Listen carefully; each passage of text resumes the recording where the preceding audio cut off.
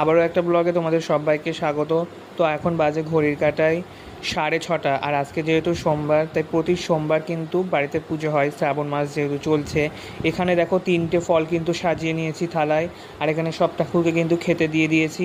সোমবার করে কিন্তু পঞ্চামৃত বানিয়ে শিব ঠাকুরকে স্নান করানো হয়। পঞ্চামৃতের মধ্যে থাকে দুধ, ঘি, দই, চিনি, আর দুধ থাকে, গঙ্গা জল থাকে, সমস্ত কিছু।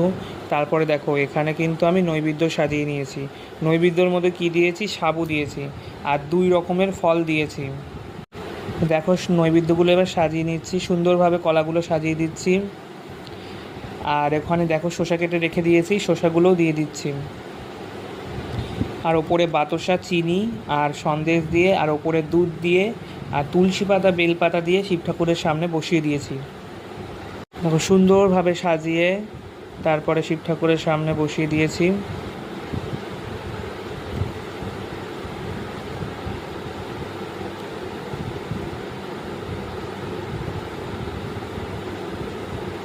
দেখো এবার দিয়ে দিয়েছি কিন্তু এটা সন্দেশ, সন্দেশ দিয়ে তার উপরে চিনি দিয়ে তারপরে বাতাসা দিয়ে দিয়েছি। সমস্ত কিছু কিন্তু একেবারে সুন্দরভাবে সাজিয়ে দিয়ে দিয়েছি।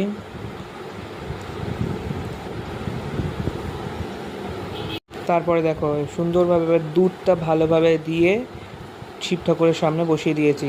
আর মামা যেহেতু গেছিলো তারাপীঠে, তারাপীঠ থেকে দেখো তারামার একটা ছবি নিয়ে এসছে, আর ঠাকুরের চরণ নিয়ে এসছে, মানে তারামার পা নিয়ে এসছে। তারামার পাটাকে ভালোভাবে স্নান মানে ধুইয়ে দিয়ে, সমস্ত কিছু দিয়ে ধুইয়ে দিয়ে এবার আলতা পরিয়ে দিচ্ছি।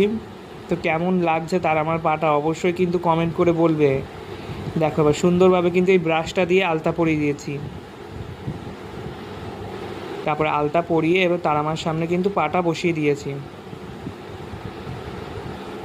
সঙ্গে ফুল, বেলপাতা, তুলসী পাতা, জবা ফুল, তারামার প্রিয় ফুল দিয়ে কিন্তু পায়ে দিয়েছি।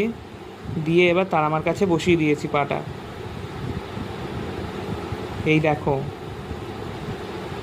ওই তারামার ছবিটা কেমন লাগছে অবশ্যই কিন্তু কমেন্ট করে বলবে। দেখো তার সাথে সাথে ঘরের সমস্ত ঠাকুরগুলোকে কিন্তু ফুল, বেলপাতা, দুব্ব, তুলসী পাতা সবাইকে কিন্তু দিয়ে সাজিয়ে দিয়েছি।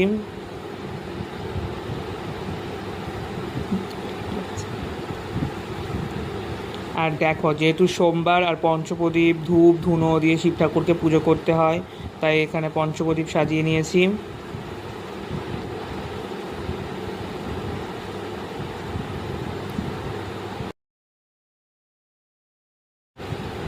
দেখো এবার পঞ্চপ্রদীপ দেখানো হয়ে গেছে, আর শিব ঠাকুরকে কেমন লাগছে অবশ্যই কিন্তু কমেন্ট করে বলবে।